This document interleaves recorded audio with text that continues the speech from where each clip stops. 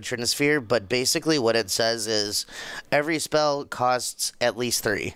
It doesn't matter what you're trying to pay for it. It costs 3 at least. Correct. So every little thing that Dan's going to try and do is going to cost 3. So honestly, I think we're just going to see Dan get slow rolled here, and just Mark is going to get a win condition online and just kind of bury Dan in that because he can't really get over this Trinisphere. Baral does nothing against Trinisphere, by the way. And look what just happened. Oh, my goodness. Blood Moon, but he's got that remand, so that's not bad. Gonna loot. No, draws first, and then he's going to trigger loot. So probably keep that land. Probably can just pitch the Noxious. Or no, was that a Gobbo? Yeah, probably just pitch the second mana reducer because it doesn't matter here. Yeah, it literally does nothing. Unless he wants to beat down, which couldn't be a bad option, but at least he'll try and storm a little bit here. I don't think he does main a Braid. I think that's only out of his board. Yeah, correct. There's no main deck hate here except for like a wipe away. And even that's like iffy. And then, okay, there's an extra survival, so not too bad. Worst case scenario, you probably put a remand back on top just to like slow Mark down a little bit. Right. So don't forget to beat in here, Dan. That is a 1/3. He has power and toughness. Yep, get your beats in. Oh, all right. Mistake turn. 1, Dan. Didn't attack. There we go. They're going to just run out this Blood Moon. I mean, seems pretty good. Yep, definitely get your Scry on There's first. a Chandra there, too. Yep. So that's how he's going to win this game.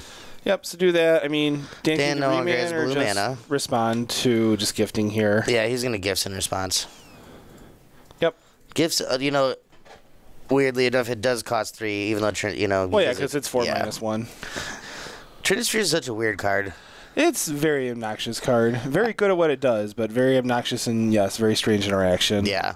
I watched somebody today, earlier when I was at work, somebody blood braided, and the other guy had a Trinisphere out, and he's like, oh, well, you can't cast that Fatal Push. No, it's just like, cool, you just kind of ran through your deck a little bit, and that was it. Right, it's nice 4 mana, 3/2 haste. Womp womp. Yeah, womp womp indeed, Billy. So Dan going to get a gifts pile here. I mean, I think you probably just get the traditional gifts pile, but if not, you need to put some sort of bounce spell in there because you want to set up for that. But I guess you're just going to go and get the traditional pile. Yep. And just grind it out here a little bit and see what Mark's going to do. I don't think he has any main deck hate. Now, I know he's an unsubstantiate, but I don't know if he has like another actual bounce spell besides that. Well, even unsubstantiate, like, he can't even cast it right now. Well, yeah, no. I'm saying it's a temporary reprieve, but it would only get it if it was on the stack. Now, once it's resolved. Well, and that's the thing is there's 2 things you have to beat. Because you're not going to be really able to combo through either the Blood Moon or the Trinisphere, really. No. I mean, Blood Moon's easier to combo through than Trinisphere, but it's still, like... Right, correct. He's a red deck, but, I mean, he's not getting any advantage out of He has his no mana blue here. mana, right. Well, and aside from that, he just can't get any advantage because of his Baral. Right. And the Trinisphere. So, I honestly doesn't think it really matters. I'm actually more of a favor of... Now, you probably still just give him the mana here, because what do you care?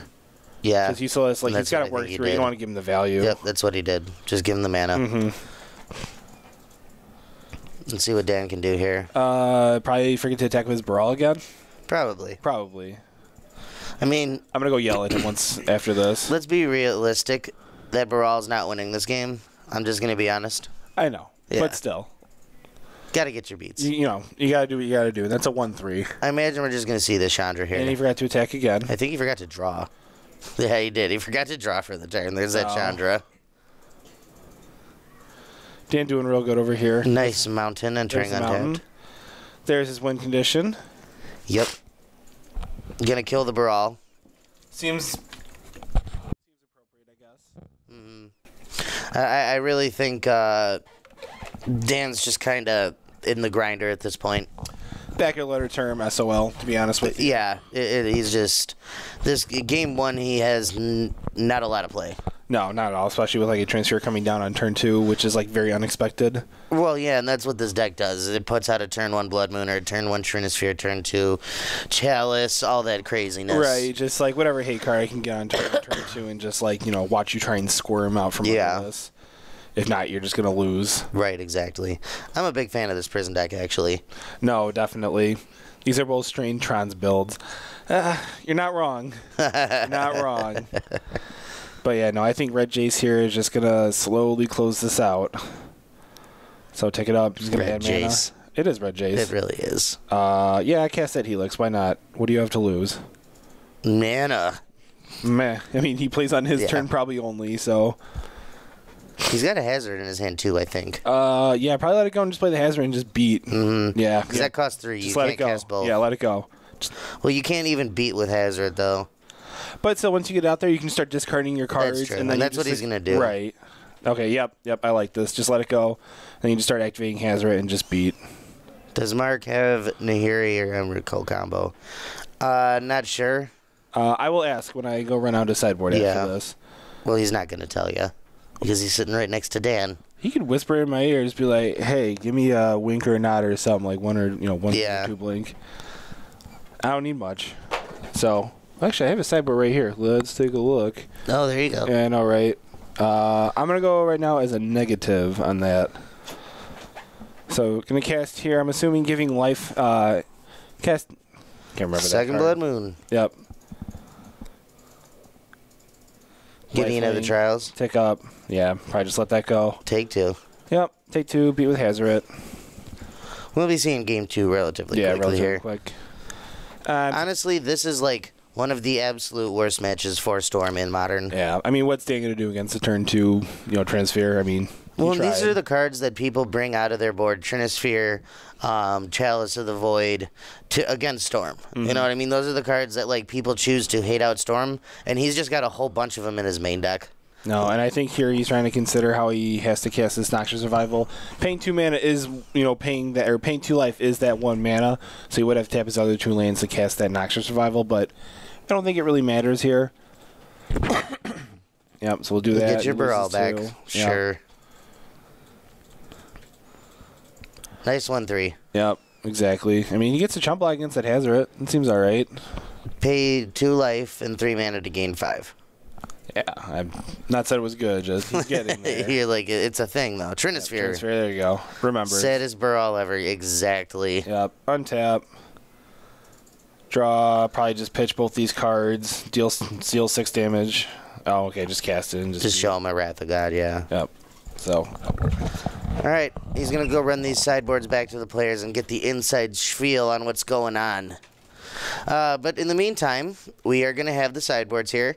On Marc's side, we have 2 Stony Silence, 3 Crumble to Dust, 2 Leyline of Sanctity, 1 Core Firewalker, 3 Rest in Peace, 1 Anger of the Gods, 2 Torpor Orbs, and 1 Defense Grid.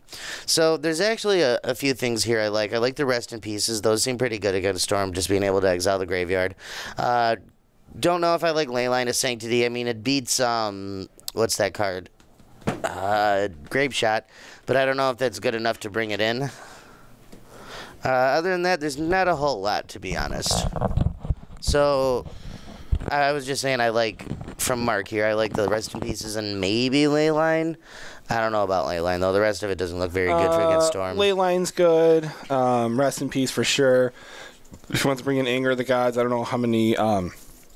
what's the red, white, 1 deal 3 or give life link? Yeah. I forget what that card is. I mean, his main deck's so good. That's why he doesn't have a lot here for it. Mm-hmm. For Storm, what do we got? For Storm, we have 2 Dispel, 2 Lightning Bolt, 1 Echoing Truth, 2 Abrade, 1 Wipe Away, 2 Blood Moon, 3 pieces of the puzzle, 1 Empty, and 1 Surgical. So I think you're going to need to bring in the Empty as a hedge against Leyline. Right, a hedge against Leyline, and then also 2 just against Blood Moon, just so that you can just build up a bunch of ritual effects. And then make a bunch of 1/1s. Exactly. I definitely like the 2 Abrade and the Echoing Truth here because... And the Wipe Away. You want to kill any sort of Chalice because you saw a Trinisphere game once, so you have to assume that there's more hate than that. You have to just bring in all the answers to his stuff. Correct, and the Echoing Truth, because, you just want to, tempo 1, just be like, hey, bounce this, and then let's go ahead and storm combo out here. Yeah. Because I'm probably going to have, a big enough hand here. I don't know if he wants to grind it out with, maybe a pieces or 2.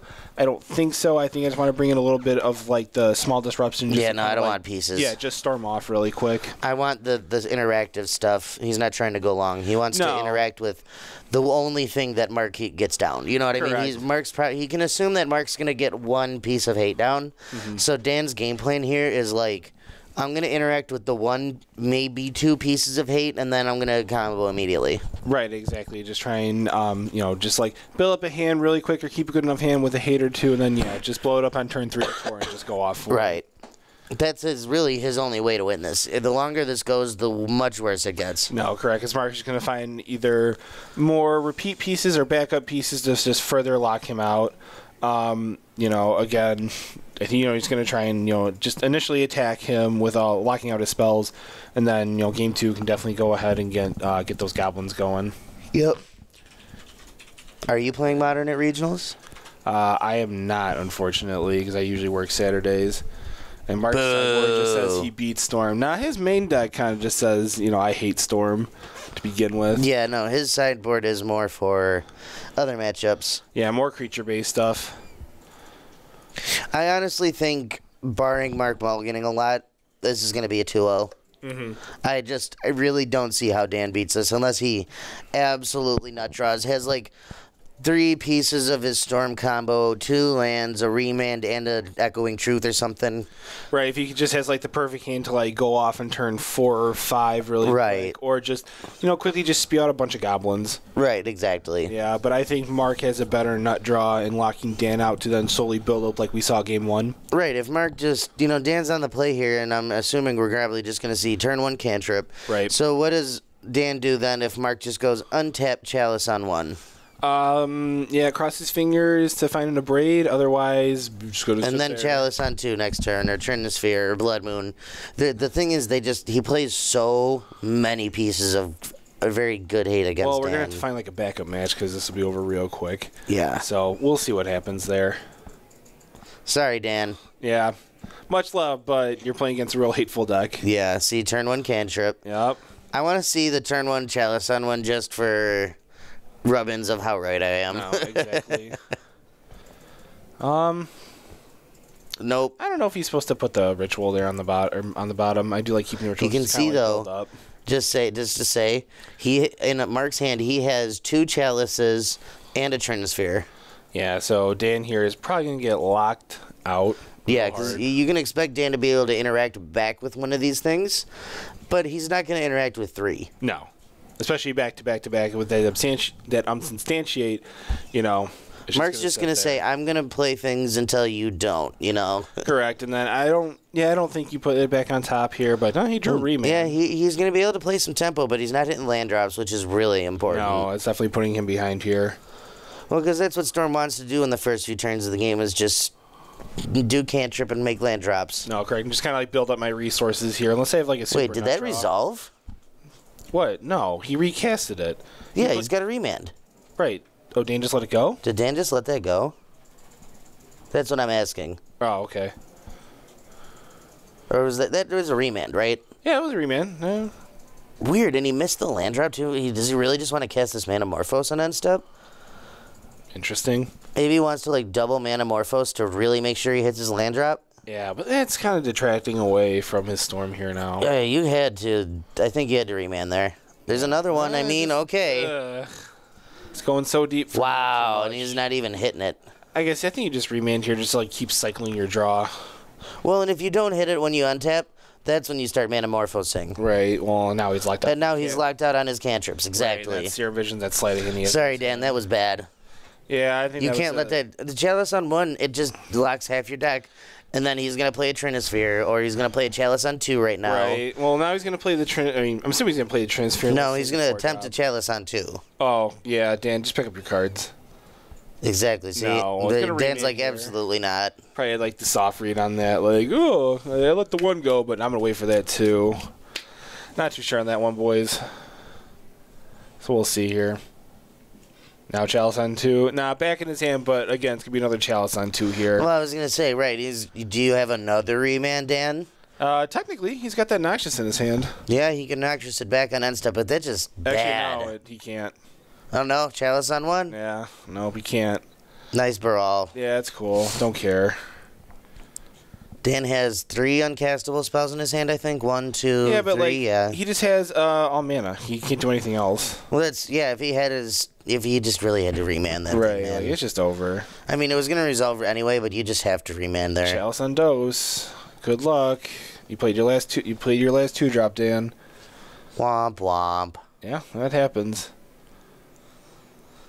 Well, as we kind of predicted, the easy 2-0. I mean, the game's technically not over. No. Mark could maybe just brick for the rest of the game, and Dan could get there for one if he remembers to attack. Highly doubtful, but It's possible. It is very possible. I mean, he did miss out. What if Mark shuffles really Garbo here?